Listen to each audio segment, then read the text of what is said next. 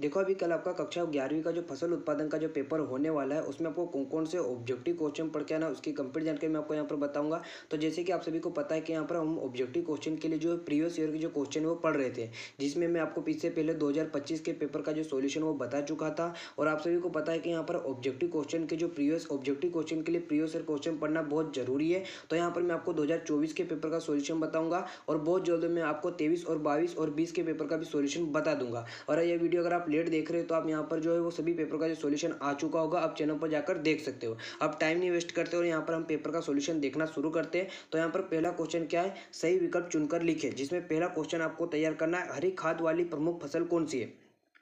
तो यहाँ पर जो धान, सनई, गेहूं और जो सरसों है वो इसमें आपको बताना है कि हरी खाद वाली प्रमुख फसल है। तो इसका आंसर आपको याद रखना, जो सनई होती है, जो सनई होती है, सनई देखी कि नहीं आपको, जिसको आपने देखा होगा, आपके यहाँ क्या बोलते हैं इसको, सनई को। सनई जो होती है वो हरी खाद वाली फसल होती है। आप बताइए धान, गेहूं और सरसों कौन सी खाद वाली फसल है, ये भी आपको याद रखना है। ठीक है, दूसरा क्या है, मक्का, गेहूं, मूंग कितने वर्षों का फसल चक्र। तो आपको बताना है कि जो मक्का हो गया, गेहूं हो गया, मूंग हो गया, वो कौन से हो जाएंगे, तो वो एक वर्षीय। जब मैं आपको यहाँ पर फसलों के प्रकार पढ़ा रहा था, एक वर्षीय, द्विवर्षीय और त्रिवर्षीय और यहाँ पर बहुवर्षीय, तो मैंने आपको बताया था, मैंने आपको पिछले जो 2025 के पेपर में आपको मैंने बताया था कि जो गोभी है, गोभी कौन सा है, द्विवर्षीय। और यहाँ पर जो मक्का, गेहूं और मूंग कौन सी हो जाएगी, एक वर्षीय। तो याद रखना कि जो मक्का, गेहूं और मूंग है वो कैसी हो जाएगी, एक वर्षीय हो जाएगी। उसके बाद रंजक फसल है, तो रंजक किसकी फसल है, तो ये 2025 के पेपर में पूछा गया था, जिसमें आपको सही जोड़ी से मिलान करना है। तो रंजक हो जाएगा नील। तो रंजक कौन सी फसल है, नील। ठीक है, तो याद रखिएगा, रंजक मतलब होता है कलर, रंग। ठीक है, 7 से कम पीएच मान वाली मृदा कहलाती है। तो आपको पता होगा 7 से कम वाली कौन सी हो जाएगी,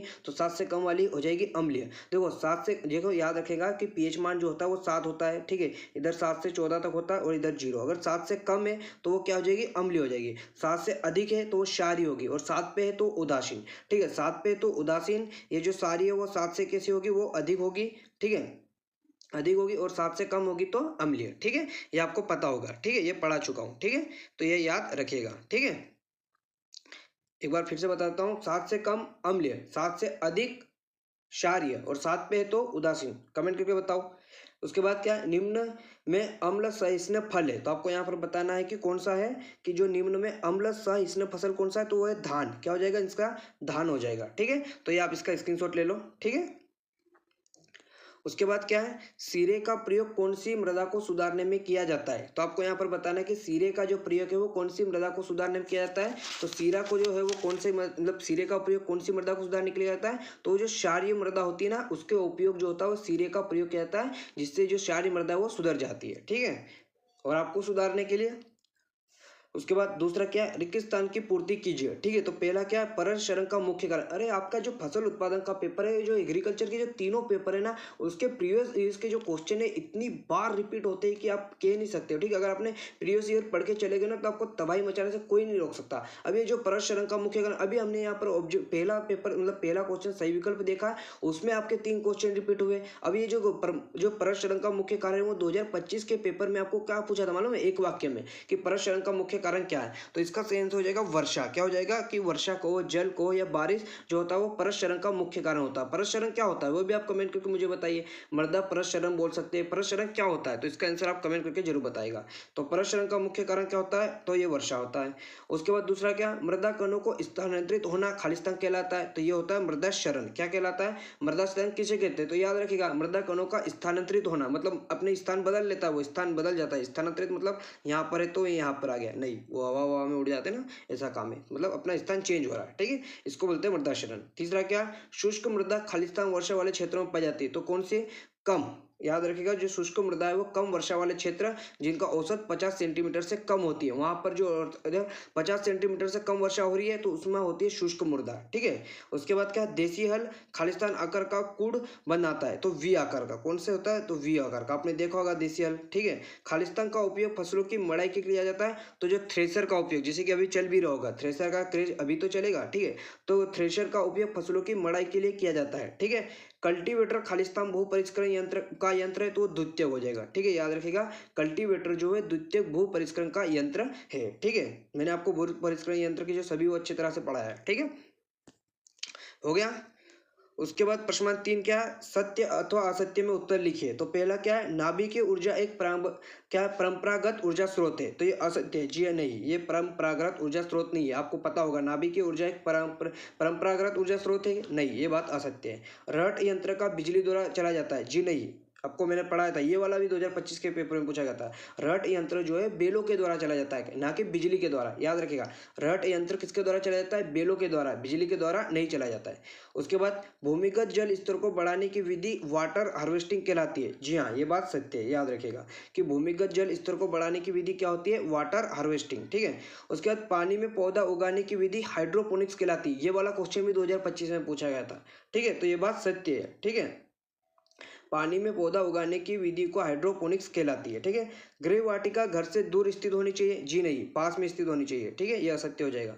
उसके बाद ICAR का मुख्यालय दिल्ली में स्थित है, जी हाँ, और ये ICAR का फुल फॉर्म क्या होता है, कमेंट करके मुझे बताओ, ठीक है। ICAR का फुल फॉर्म क्या होता है, फटाफट कमेंट करके बताओ। और इसका जो मुख्यालय वो कहाँ पर है, दिल्ली में स्थित होता है, ये भी आपको याद रखना है, ठीक है। उसके बाद प्रश्न नंबर 4 क्या है, सही जोड़ी मिलाइए। तो सही जोड़ी मिलाना है तो कपास, कपास क्या होता है, तो कपास का जो मिलान आपको करना है, किससे करना है, तो इसका कपास का जो है वो कुल हो जाएगा मालवेसी, ठीक है। तो इसका मिलान आपको किससे करना है, मालवेसी से। और यहाँ पर ज्वार का, तो ज्वार का मिलान करना आपको सोरेगम बाई कलर से, ठीक है। उसके बाद मक्के का मिलान, मक्के का मिलान आपको करना है गंगा सफेद 2 से, ठीक है। उसके बाद क्या है, मूंगफली, तो मूंगफली का आपको मिलान करना है किससे, तो मूंगफली का मिलान करना है आपको इससे, जी वाले से, अरे किस, हाइपोजिया से। उसके बाद बरसीम का मिलान करना है आपको लेग्यूमिनेसी का, ये इसका एक फूल का पौधा होता है, ठीक है। तो ये आपको स्क्रीनशॉट लेना है, ठीक है। मिटा दूं क्या, नीचे से भी आंसर तो दिया है, ठीक है, लो, ठीक।